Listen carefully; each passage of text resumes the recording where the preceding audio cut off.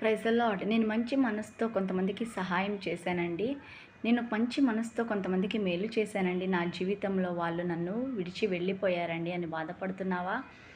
నీవు దేవుని బిడ్డవైతే, నీవు నీతిని అనుసరించే వాడివైతే, నీవు దేవుని మీద ఆధారపడిన వాడివైతే, నువ్వు యథార్థవంతుడవైతే, నువ్వు మంచి మనస్సాక్షి కలిగిన వాడివైతే, నీ జీవితంలోంచి దేవుడే వారిని తొలగించాడు.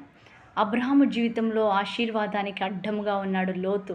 ఎప్పుడైతే లోతు తనంతట తాను ఆత్మ సంబంధమైన వ్యక్తిని వదిలి పక్కకి వెళ్ళిపోయాడో, అబ్రహాము వాగ్దానం చేయబడిన ఆ మాట ఆ సంవత్సరంలోనే అబ్రహాము జీవితంలో నెరవేర్చబడింది.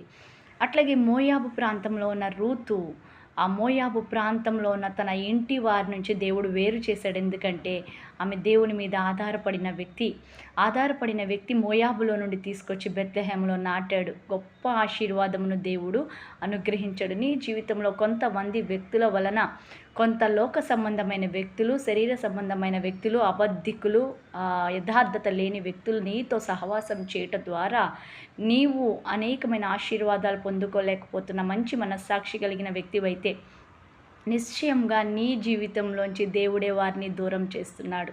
ఇది నువ్వు గ్రహించుకోవాలి.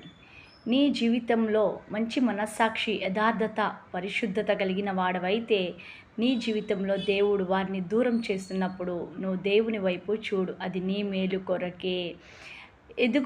దేవుని వాక్యంలో యోహాను సువార్త 15వ అధ్యాయంలో ఫలించు తీగ మరీ ఎక్కువగా ఫలించాలి అంటే ఫలింపని తీగలను తీసి పారేయాలి.